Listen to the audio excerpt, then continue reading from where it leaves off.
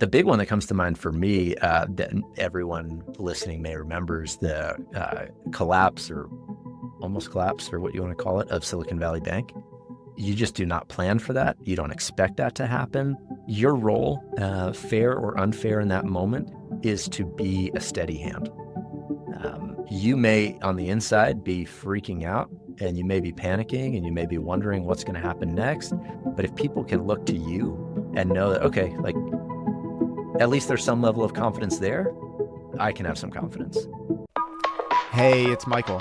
If you've been on a Zoom with me lately, you'll notice that you have my full attention. It's because I'm not taking notes. Instead, I rely on Fellow, an AI meeting assistant, to take notes for me, along with tracking action items and decisions, handling recordings, transcripts, and summaries all in one secure platform. It's kind of like magic. Built with security and privacy at its core, Fellow is the only AI meeting assistant that thousands of leaders and organizations trust to capture meeting notes and recordings while keeping your data safe. They're so confident that you'll love it, they're offering an insane deal to you all, Between Two COOs listeners. 90 days of unlimited AI-powered note-taking and recording completely free. Visit fellowai/COO to sign up today and experience the AI meeting assistant trusted by leaders everywhere. Hey, just a quick heads up before we get started. You might notice a few small changes in the sound or video on this one. That's because we actually recorded this conversation in two parts. Halfway through our first session, the platform I was using stopped recording my side entirely. So we switched over to Riverside, which is actually pretty good, and finished the rest there. A lot of that first take, though, was too good to lose, so I pulled some of those clips back in. I've edited it together so it flows naturally, but if you catch a few transitions, that's just me testing my new video production skills. All right, let's jump in.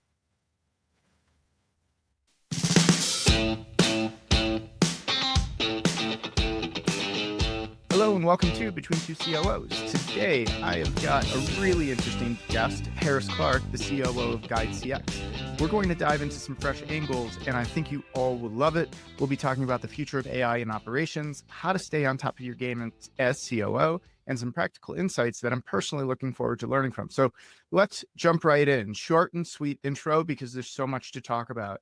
Harris, thanks so much for being here. Thanks for having me, Michael. I appreciate it. It's good talking to you. Now, you've had one of the more unexpected paths into SaaS first, and then into a COO, which was the State Department, then the DOJ, and now COO at a venture-backed tech company. What's the through line that connects that all? I think customer experience. I really, so at the State Department, I was in the office of the Chief of Protocol. And that office, some may know, some may have never heard of it, is the office that handles all of the how we engage with other countries.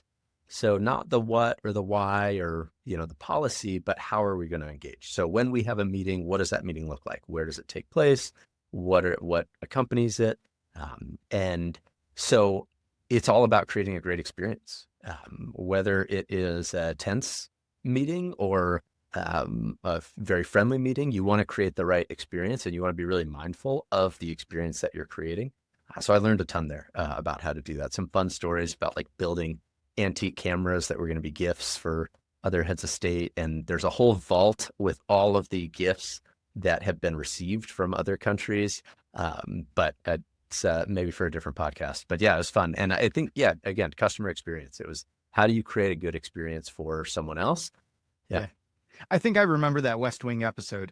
But this is like, you're talking about like micro details, right? The things, like who sits where, who enters a room first. Like, what can you give it? Like, tell me a little bit about that, because it sets the stage for what it's going to be. And I imagine that there's like some posturing after all this is politics. So an example would be, take the State Department. You probably think of 100 legal examples that might be a little more common for everyone to think through, but take the State Department. If you've got a foreign leader coming to visit and meet with our president, maybe you can only imagine the size of the checklist. Before we hit record on this podcast, there's a checklist you go through to make sure that everything's working right. The checklist to make sure that everything is in order for a foreign dignitary coming to meet with our president is extensive. And there are things that you might look at and think like, do we really need to make sure the flag is angled that way, which is a real one? And the answer is yes, in that case. Like, things do need to be set up in a very specific way. But the benefit to it is, if you've gone through that, you walk into those meetings with total confidence. And I mean total confidence. You know exactly who's doing what when, and you can pivot on the fly if things don't go your way, because you know exactly what has been set up and what's happening next. And so that would be an example where it takes so much time, and someone from the outside looking in might say, hey, come on, some of these things don't matter. But it's been a good learning for the tech space that I'm in now to say, hey, we don't need to go that far, but what are things that we need to make sure we do before we meet with a customer? What are things we need to make sure we do when we're having meetings internally? One thing that my team is hopefully not sick of hearing me say, but that we talk about a lot, is having agendas on our meetings, right? If you send someone a calendar invite, is it empty just because you kind of assume the title explains it? Or is there an agenda in there? Especially if you're involving people who weren't expecting the meeting. And we talk about 3 Ps. I learned this from somebody ages ago, but the purpose, the process, and the payoff. What's the purpose of the meeting? Just essentially, why are we meeting? What's the process? Who's going to do what during the meeting? And what's the payoff? What are we going to get out of having this meeting? And that way, and my attempt at leniency there is like, you don't have to literally write out purpose, process, payoff, and you don't have to literally define who's doing everything in the meeting. But even if you're only putting one sentence for your agenda, that sentence should embody why you're meeting, what's going to happen during the meeting, and what we're going to get out of the meeting by the end of it. Yeah. So what I'm hearing there, and this is kind of a through line from both the State Department, a dignitary visit, and then your meetings, which are, much, much more casual. The through line here is that, one, everyone is able to come in prepared because they know exactly what to expect. Yeah. And two, if you do have that knowledge, everything's also always going to be consistent. Yep. Interesting. Yeah. The last thing I want is someone coming into a meeting and having to do all their thinking in the meeting, if that makes sense. Mm-hmm. So if I hit someone with something that's a surprise to them, it would have been a lot better if I could have given them that question ahead of time. Or if in the meeting someone goes, oh, okay, this is what we need to solve, or this is what we need to talk about. I feel like the preparation portion of that meeting didn't happen as well as it could have. Now, we're talking about the federal government, the U.S. government, and boy, government flies, right? That everything gets done really quickly, and I'm sure SaaS is just so slow compared to it. How'd you adjust? How'd you adjust? Yeah, I think one of the things that I appreciated learning in government was the reason for bureaucracy. Bureaucracy, it has a well-deserved bad rap. But at the highest levels of government, you need to make sure that things move extremely deliberately. The implications are so enormous for sometimes even the slightest policy changes. And so the thoroughness with which even gift exchanging was done is a really good example of something that you do not need at all in SaaS, or when you're trying to move quickly for that matter. But it did plant a seed in me of doing the work of figuring out what should those systems be. And then being pretty ruthless about, hey, well, we don't need that system here. We need to make sure that people understand these principles and then they can run with it. But it has helped me, I think, to think a little more deeply about the structure of our company. What systems do we have in place, and which are we sacrificing, and why are we sacrificing them? And so, yeah, that bureaucracy and the red tape, it was kind of a lesson in the negative. Not negative meaning, not good, but it was like, okay, here's what it can look like, and here's what it doesn't need to look like, and here are the benefits. Well, let's talk about moderation. What I'm hearing here is the State Department is, in terms of polarities, on the absolute extreme, right? Yep. And then on the other absolute extreme is nothing. How do you find the happy medium, the happy ground, which is, there's process in there, but it's not cumbersome and is very intentional. How do you find that middle ground? That's what I've tried to do with those 3 Ps in the agenda: the purpose, the process, and the payoff. If nothing more, it helps the meeting organizer think through, do these people all need to be here? And is this exactly what I want to do with my time in this meeting? Meetings have been a hot topic for a while, maybe died down a little bit in terms of trendiness lately, but meetings are expensive. They're really expensive. Recurring meetings can become expensive because sometimes you just meet just because it's on the calendar. Meetings with lots of people are expensive. No matter what level of the organization they're in, it costs a lot of money to have a lot of people in one meeting. And so for me, that middle ground is, hey, you don't need a formalized checklist, and I don't want to treat you like an infant saying, hey, you need to go through every one of these items. But if you can think through that framework, the purpose of the meeting, the process of the meeting, and the payoff of the meeting as the meeting organizer, then I hope and I trust that you'll make better decisions in terms of who you're inviting to meetings, how long are the meetings. If your process portion of your agenda is not that extensive, is a 10 or 15-minute meeting possible as opposed to the default 30 minutes? And if the payoff is only for these people, then maybe let's make sure just those people are involved. You moved into the COO seat by being promoted. I did the same. Yeah. It's very often that happens. I did so many things wrong. I learned so much. What was that transition like for you? How have you gone about learning things, and how do you, looking back on it, like, oh, what I knew now, right? Yeah. I think the first thing that you go through is trying to figure out, all right, who else can I talk to about this? Who else is out there? And how is this role functioning at other companies? And what can I learn from other people who have already been down this road? And that's one of the reasons why I'm so grateful for what you're doing here, is obviously you had a similar thought, right? Which is like, hey, who can I talk to? And what else can I learn? And so, yeah, it was a lot of reaching out to people in my network, people that I admired, people who had mentored me. And then I think a harsh realization sets in that there's no better teacher than experience. Mm-hmm. And so trying to get the most I could out of my network then led me to work more with our board of investors, and then also an executive coach. And that was something that I would highly recommend. You hear people talk about investing in yourself a lot. I think if you are in a role like this, having a coach that has been there and done that, preferably at a variety of different companies, and can just be someone that you bounce things off of, mm-hmm. is incredibly helpful. There are some moments where my coach was able to give me things I never would have thought of.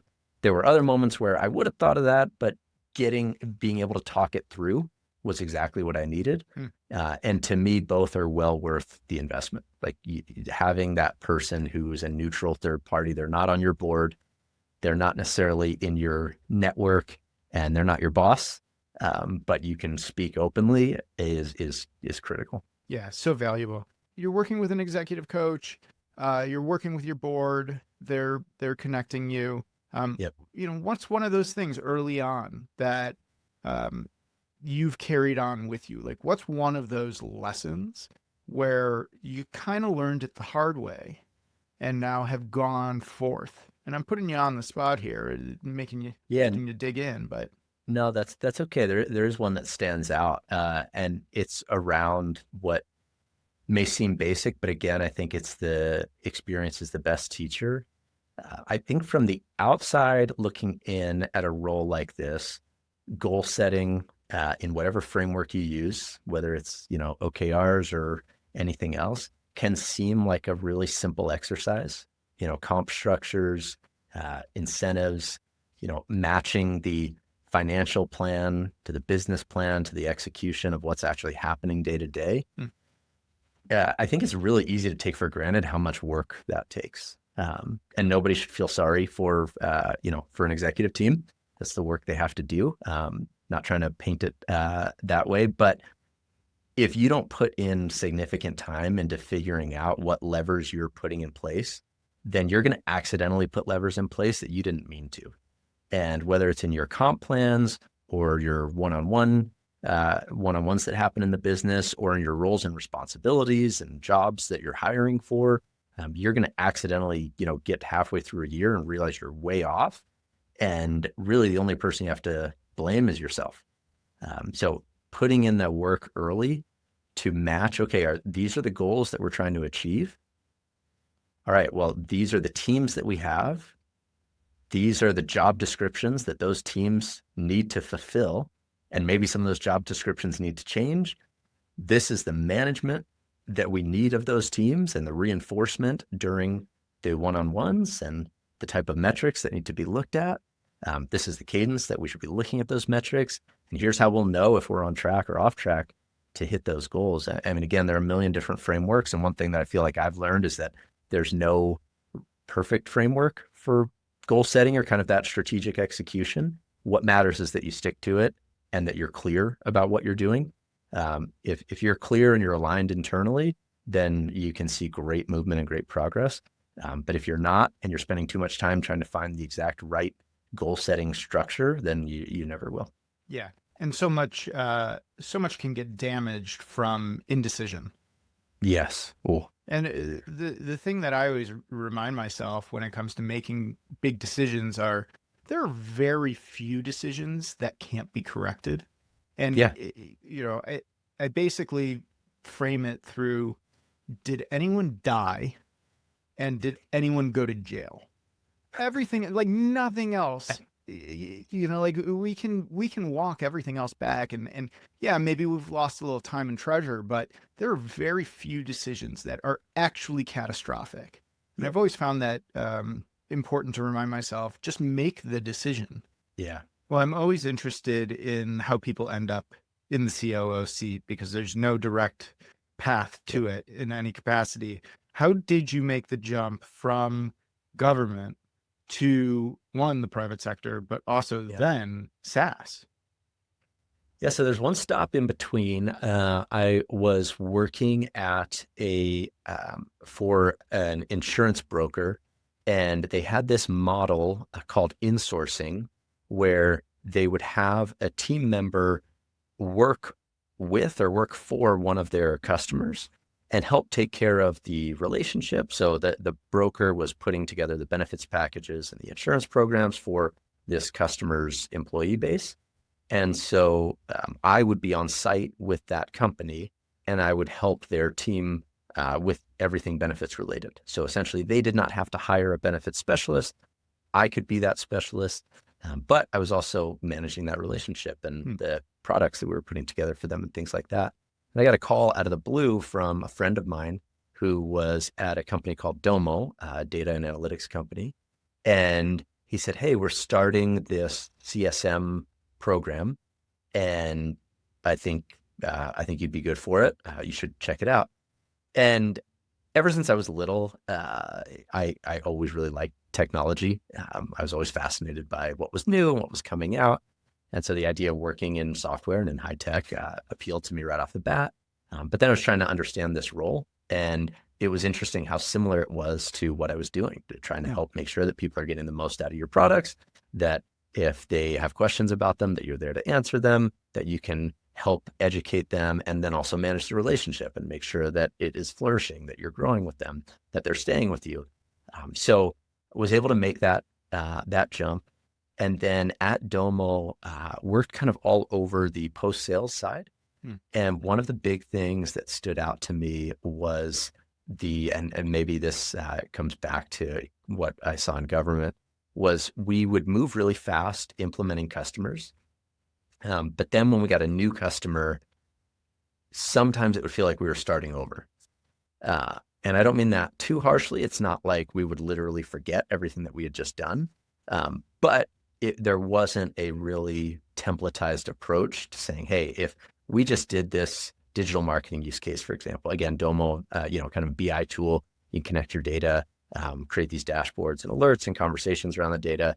But if we had just helped a company, let's say we just helped Visa build a digital marketing use case, and then Nike came to us and wanted a digital marketing use case, there wasn't a super templatized approach to doing that. And then there was just a really manual exchange of information and what was going to happen next.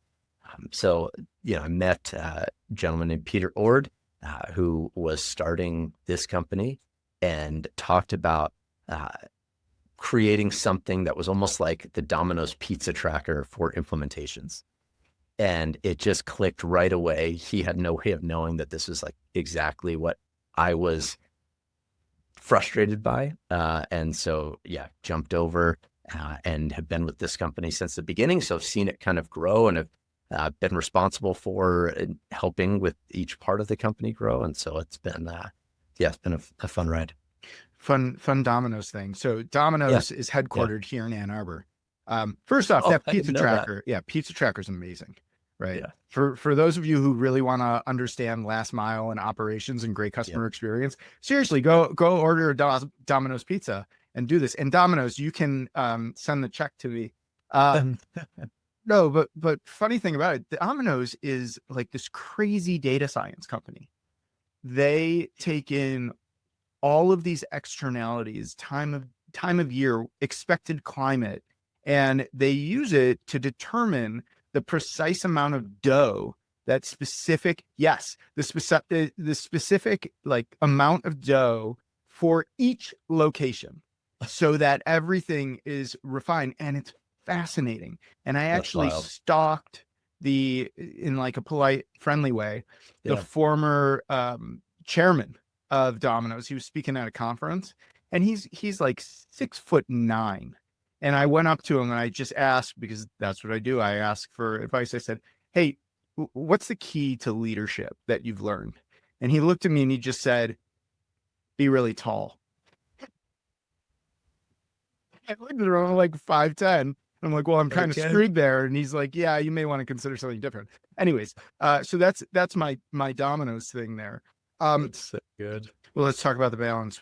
Being a tinkerer sometimes can get in the way of people and get in the way of them doing their job. How do you find that balance now that the company has grown, the team has grown, there are more functions, more specialization, which happens as a company gets bigger? How do you find that balance of tinkering and learning, but not stepping on toes and undermining or micromanaging? Yeah, I think curiosity. It's easy. One of my big fears is, will I make a decision or a judgment on something, thinking that I have all the information, but really missing a lot of the story, having a big blind spot, not having all the information. So to me, a lot of it comes down to curiosity. Just try to get curious, ask questions. If you're formulating a thought or a plan or a strategy, really test it. Bring in people that you trust, ask enough questions to make sure that you can, battle test what you're thinking through. And then I think once you've got a clear picture, you do need to trust your gut, lay out your plan. But hopefully at that point, if you've battle tested it enough, then that means people are involved in it. People are already bought in, people are already aware. And so then hopefully it can move forward a lot more smoothly. So now you've been in the role for a while. What's a leadership lesson that's changed how you approach the role?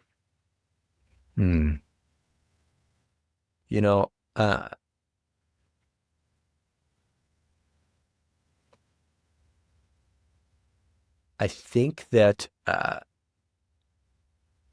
repeating your vision and the strategy that you think it takes to get to that vision in multiple different ways is really underrated or underappreciated. We kind of know that in marketing, you have to have so many touch points in order for a prospective customer to engage with you. You have to have so much interaction, whether it's on LinkedIn or on your website or with your sales team. And people, spend a ton of time and a ton of money measuring all of that so they can look at their return on investment and make sure they're getting all those touch points to then get that customer through the door. And I think that analogy should stick in our minds more when it comes to leading, which is if you've got a clear idea of how something should be or how it should function, You may have one meeting or send one email where you feel like you've been really clear. Yeah. That's just not enough. You have to find multiple ways to get your message out, the same way that you would get a campaign out in multiple ways. You wouldn't just do a LinkedIn post. You'd also have a blog article. You'd also have a webinar. You'd also have something on your website. You'd also have a, product announcement that is tied to it. You'd make sure that not only is your company talking about it, but you hire a PR firm to get noise going about it. Like, you try to saturate because you do not want that point to be missed. And it's got to be the same thing. It takes a lot of work. It takes a lot of coordination. But if you do have a clear vision for where you need to go, and you do have a good strategy for how to get there, then don't you kind of fall flat on the 1 yard line and not do the extra work it takes to actually implement it and make sure that everyone else is there on the same page. Yeah, internal comms, especially at some of the earlier stages, are completely overlooked, but they're so important in making sure that everyone knows the why and the where you're going and how you're going to get there. Yeah. It's a good lesson. That's a good lesson for folks. Well, let's talk a bit about AI. I'm curious, now that you've been tinkering a lot, we all have, what's one aspect of your job where you believe you could never be replaced by AI? One aspect I think that could never be replaced by AI is, as corny as it may sound, just that human aspect. I think it's tough to look into somebody's eyes or fly out and meet with somebody or understand, their needs beyond just the metrics of the business without that human touch. I mean, time will tell, and let's see what happens with this technology and how good it's getting and how fast it's getting really good. But I think that especially in the B2B world, if it just came down to a metric and a cost, there wouldn't really be any need for that human engagement. But at the end of the day, it does matter. You are working with people, and kind of coming back to the government examples and the customer experience examples, and even the Domino's pizza tracker example, and why we started GuideCX. Like, we want to make sure that the people involved are not anxious about what's happening. We want to make sure that they know clearly what is happening, and there's a human component to that. And then even thinking back through, like, do you feel valued? Do you feel empowered to do your job? Do you feel like you're making a difference? There's got to be some level of understanding beyond the work itself, what's going on outside of work, that drives that. So I think there's some of those components that are going to be hard or take some time for AI to help with. There are a ton of things it is helping with today, but I don't think that's one. Well, one of the really hard things to do, and this is outside of AI, but just in general, is to actually figure out ways to build processes around people that encourages them, that recognizes the accomplishments that they're doing, but also the difficulty and making them feel valued. So let's think about it this way. If you could spend more time on that, right, you'd have a happier workforce. What would you have to unload? And could it be unloaded to AI? I love this. This is something we're thinking about a lot, and we got great advice from our board to look at, not only ways we can incorporate AI into our product so our customers can use it, but what can we do internally? And one of the big things is coaching. And I would give anyone the advice to start this today. So you can, if you have in your mind, this is what a perfect business review with a customer looks like, or the perfect support ticket, or the perfect implementation call, or the perfect sales demo, or whatever it is, then you do the work to document that and create a rubric. And hopefully you've already got it written out somewhere, but if you don't, write it out so that you could hand it to someone else and they could do that same coaching. And now with whatever, LLM system you're using, you can give it that rubric and then take a call transcript or take a support ticket or take whatever it is and you can upload it and say, hey, grade this based off of this rubric. And some of the things, and then, you can do some testing to figure out, okay, hold on, you're not grading the way that I would have graded here, or you're not grading, and you can tweak it. But eventually you can get that prompt to a point where it is giving, and this just happened this morning. I just got one, or I saw one come through for someone on our support team that was coaching themselves essentially with this AI tool. And it was spot on. The advice that it gave this person is exactly what I would have given this person. And even the tone and the delivery of it was fantastic. It was building them up, not discouraging them. So these tools can get really good at being a second version of you for things that you can document how you would want to grade. So in our example, we were using, I want to give some specifics just for anyone listening. We're using Gemini, Google's, kind of like ChatGPT. And in using Gemini, they have these things called gems. And so you can tell that gem, this is exactly what I want you to focus on. And then it can be used over and over and over again. On the ChatGPT side, they have these custom GPTs that you can build that are super similar. And anyway, those are really, really helpful. And I think can help offload a lot of the training so that, you can focus on some of those other things. Now, it's really interesting because you're talking about an interaction moment between two people, between you and your team, which is one of the things that you said cannot be replaced. But there are certain aspects here, which is really interesting, which is your interaction as a coach to your team is something that could potentially be replaced and that you're seeing enhanced and done successfully. So it's two sides of the coin there. Absolutely. Yep. That's crazy. And I think in a perfect world, then that coaching on the AI side is then turning into a conversation, right? Say, hey, do you agree with this? Here's what stood out to me. Here's what didn't. And then, I think what I've seen a lot with AI, and I hope others are too, is just the leveling up that it helps you do, right? So if I don't have to spend my time reviewing all the calls and writing my own notes to deliver that coaching, then what I can spend my time with is reviewing the coaching that was given, and how are we going to implement this? Or like I said earlier, do we agree with this? Yes, we both agree. All right, great. Let's move on. How are we going to implement it? And then kind of, going back to that 3-part framework of how people are doing. You can just kind of get to more faster, I think, with that help.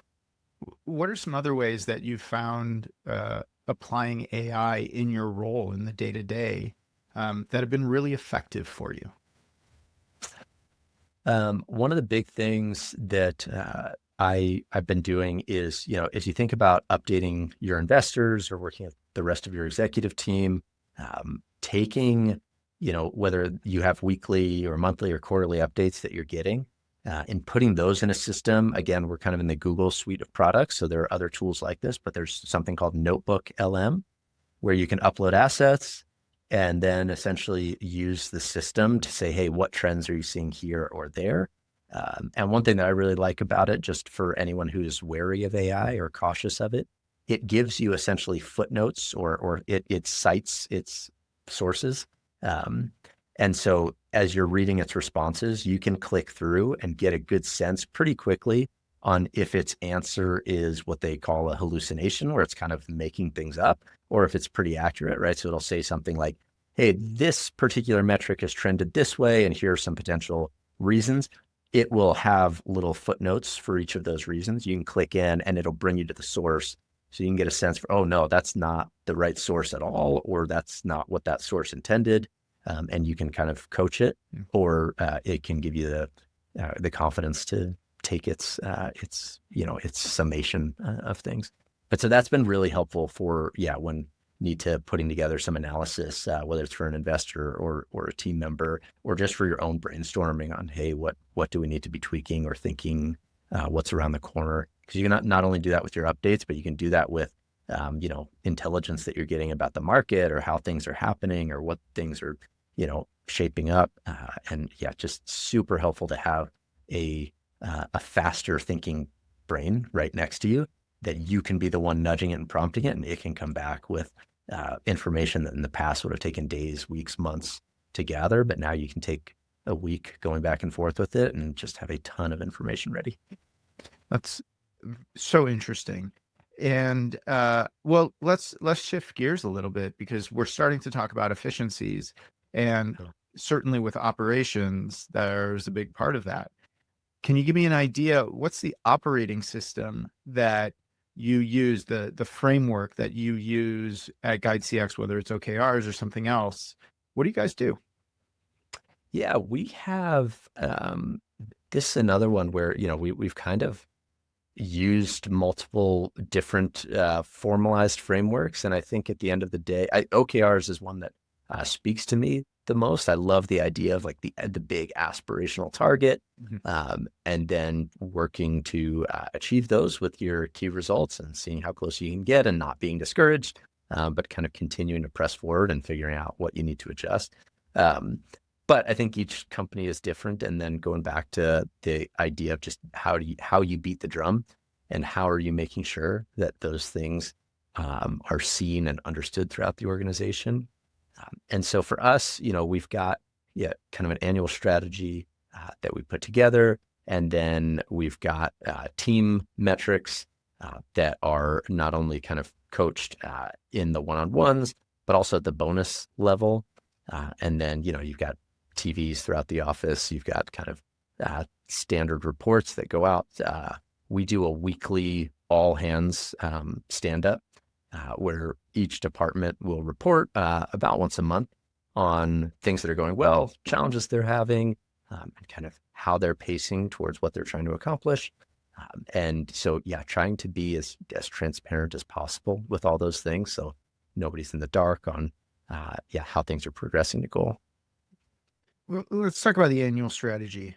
It's something that comes up a lot. And to be frank, I've actually never gone in with a guest on this podcast and talked about what does that strategy session look like? How do you go about and review and come up with the strategy for the upcoming year? What does that process look like for you all? I think that process should be really hard and then really inspiring. Like, I think to do a good job, you've got to take a really honest look at what has happened in the previous year.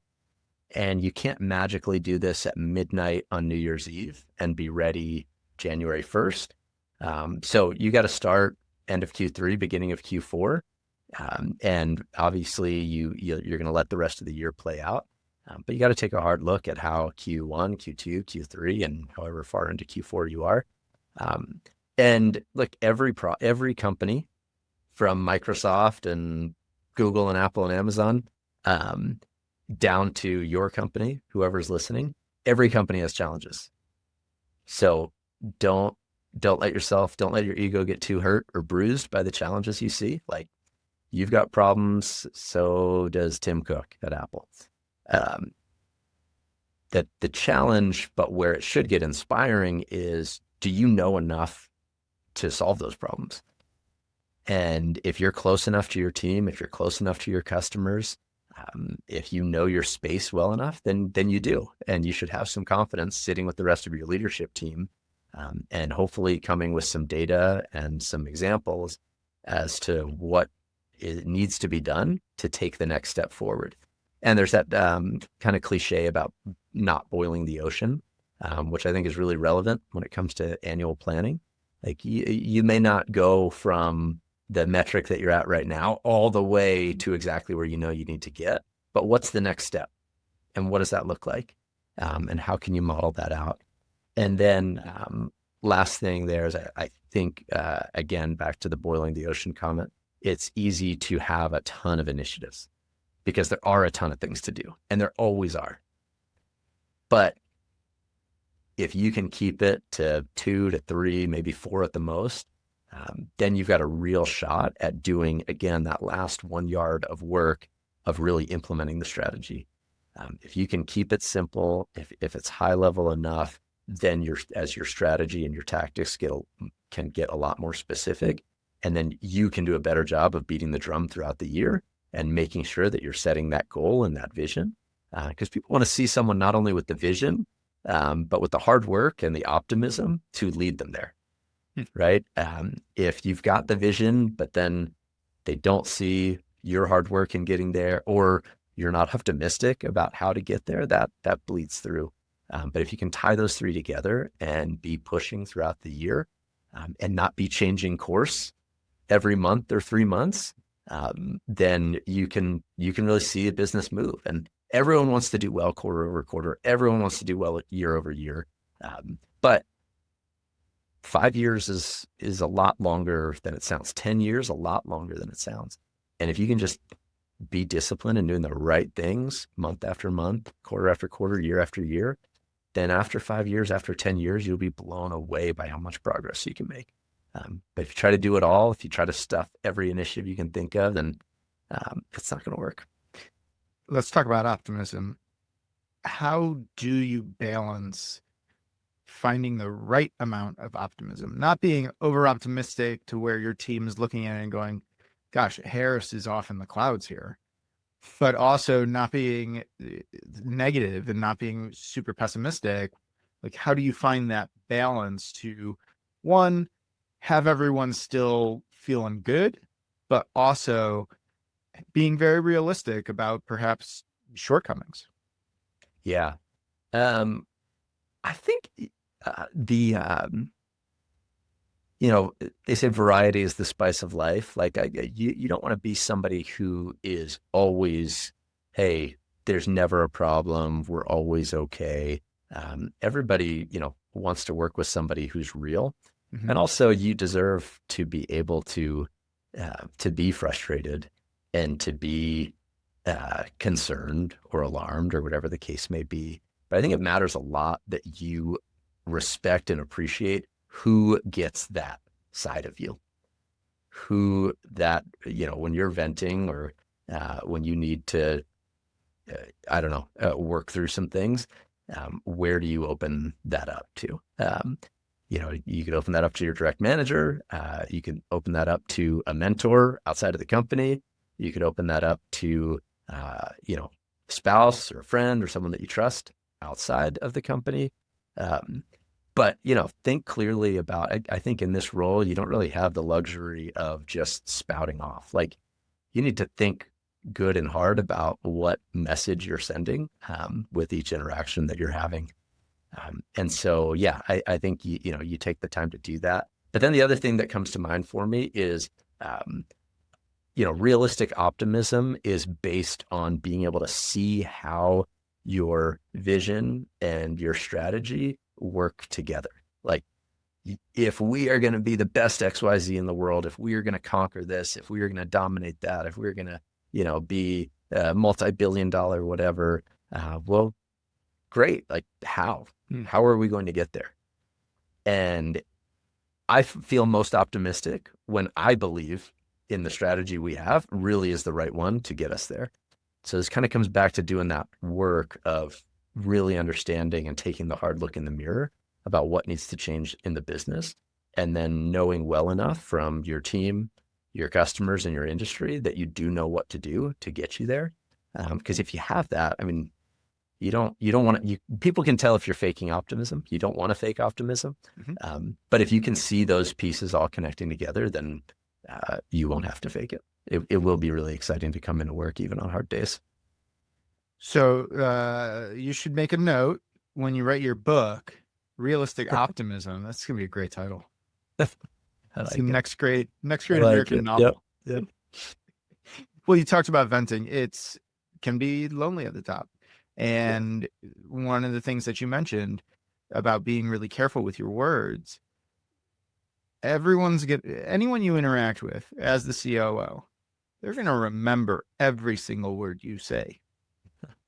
And you may walk away from it and completely forget about the conversation. Yeah. It's a lot of pressure. How do you approach that? Because you have to maintain that realistic optimism and at the same time be real. Yeah, two things for me. One is, where possible, to try to not let an interaction be the only interaction. Mhm. So try to meet with team members at whatever cadence, I guess, depending on the scale of your team or your company, works for you. I try to meet with everyone at least quarterly. Everyone who reports to me, I meet with weekly, and I try to meet with everyone else at least quarterly. And that helps make sure that if there is one interaction that, maybe with the best intentions wasn't what it should have been, that there is another one coming up. And then another thing that comes to mind is like listening to that voice in your head. If there is anything in you that's like, oh, did that come across right? Or did I just kind of misunderstand? Or and I think we all have that sometimes. We walk away from an interaction, and sometimes we don't. Sometimes we walk away thinking that was fine, and find out later that it wasn't. But if there is something nagging at you, reach out. Everyone appreciates it, and you'll be better for it. And yeah, just make sure that, hey, I hope this was clear. This is what I intended, not this. And sometimes that's led to good conversations with me where someone's like, oh, thank you. Okay. I'm so glad that you said that. And other times someone said, oh yeah, no, that's not how I took it at all. And great, move on. And then they say, well, now I'm taking it that way. Yeah. Yeah.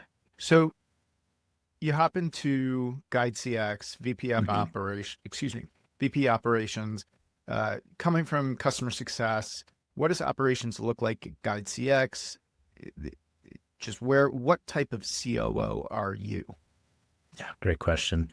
And so I started, it was me and two other guys at GuideCX. So my first title was generously director of operations, but it was me.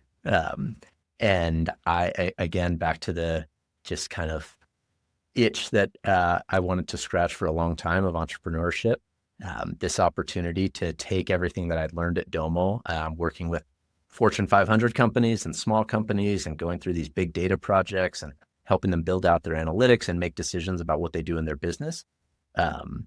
I was excited to try my hand at starting my own thing. And I met, these great guys again through a friend, just a plug for keeping good friends and not burning bridges and leaving good impressions. Because again, a friend called me up, different friend this time, said, hey, I think you need to meet these guys. I think this would be right up your alley and something you'd be really good at.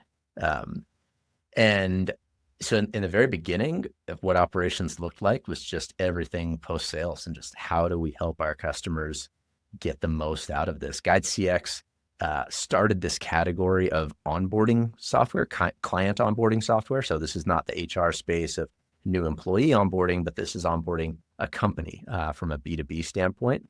And before Guide, there wasn't really anything dedicated to that. So there were and there are great project management tools, but they're built for, and I don't mean this as a negative, but general project management, right? I can put anything I'm doing in a project management tool, whereas we wanted to build something that was specific for the customer onboarding moment in the customer experience lifecycle.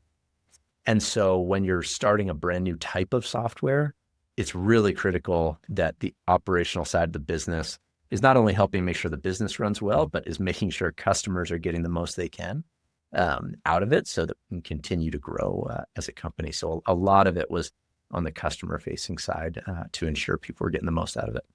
And I love this. Doesn't happen often, but you yourself, I'm imagining now, are your own customer essentially, because if you're running customer success, you have GuideCX, which is all about customer success and onboarding. So you are essentially informing product based on your use of your use of the product. Is that? And if you guys didn't do that, then we need to talk because that would have been crazy.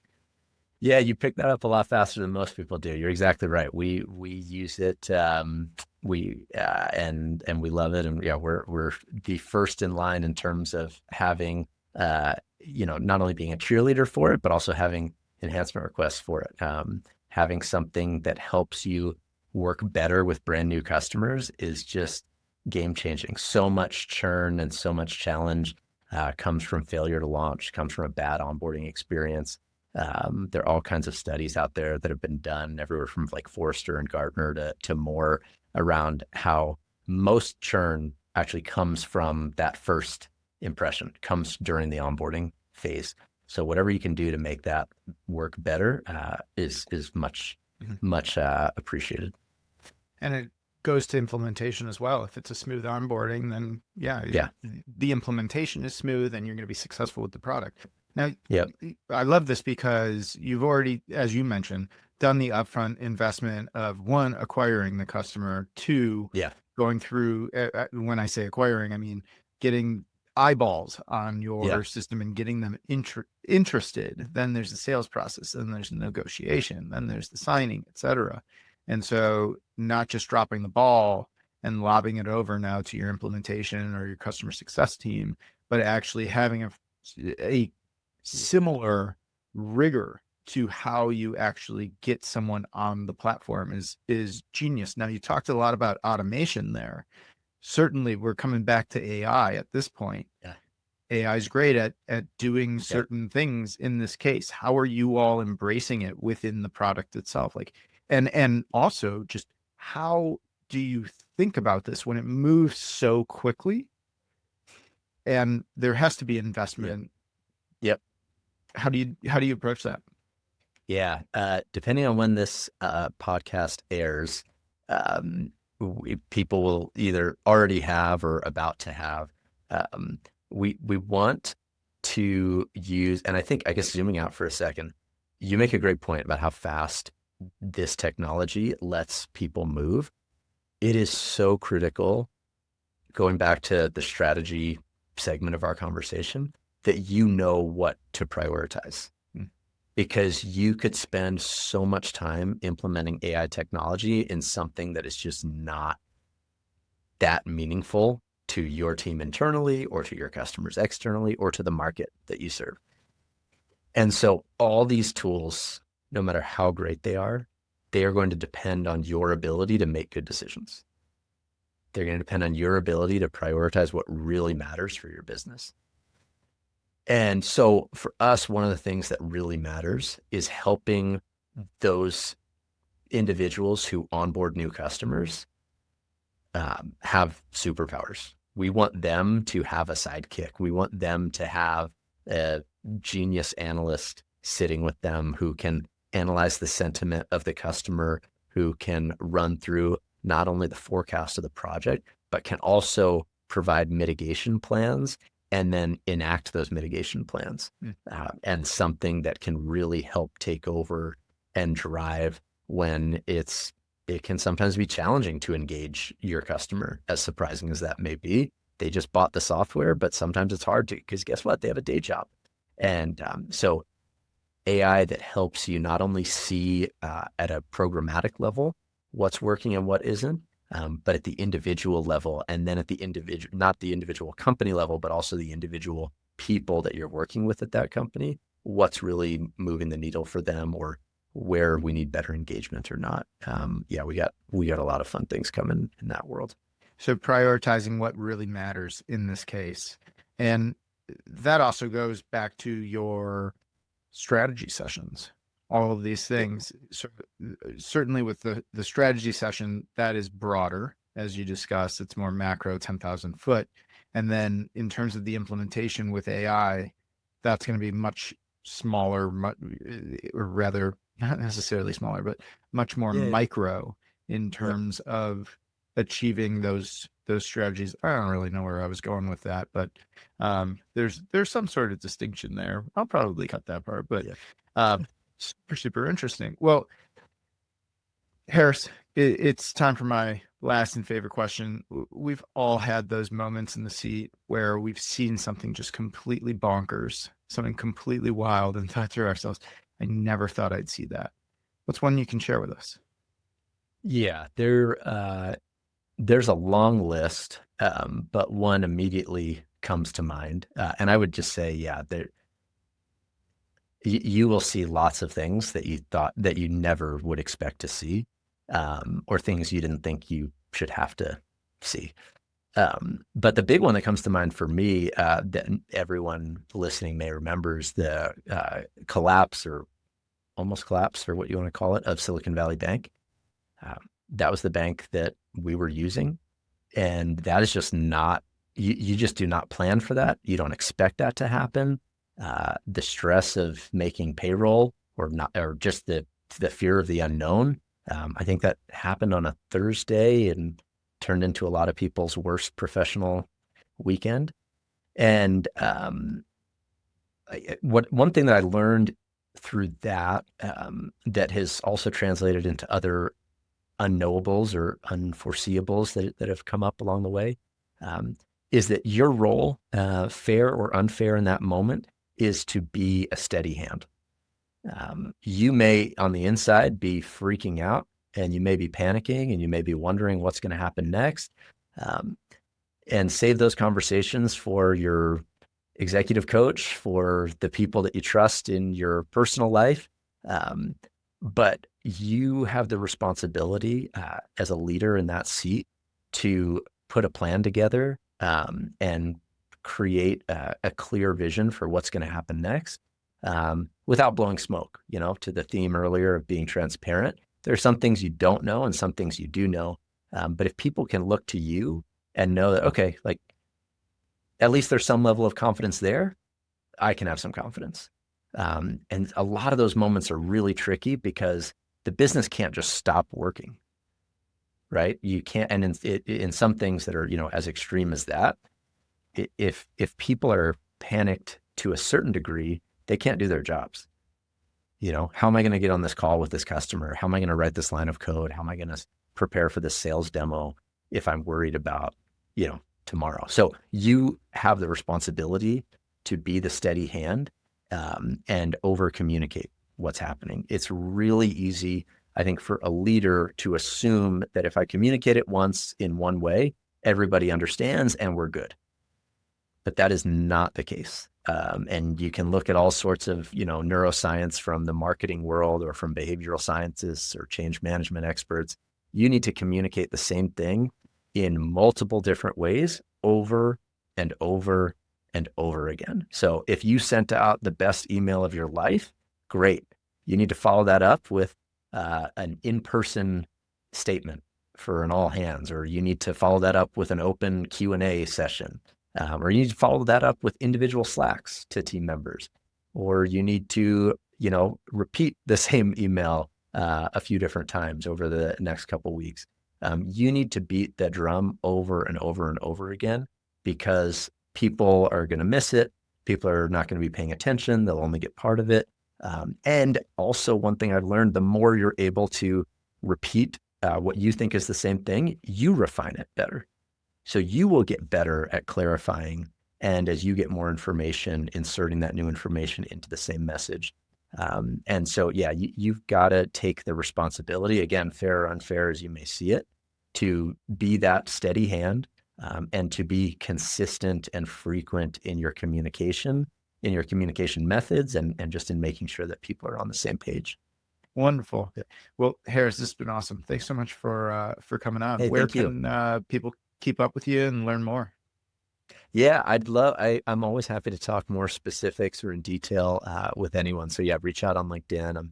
I'm happy to engage there, and then we can jump on calls or Zooms or whatever works. Well, I'll drop that. I'll drop your LinkedIn in the show notes, folks. Okay. And that's Clarke with an E. That's right. Yep.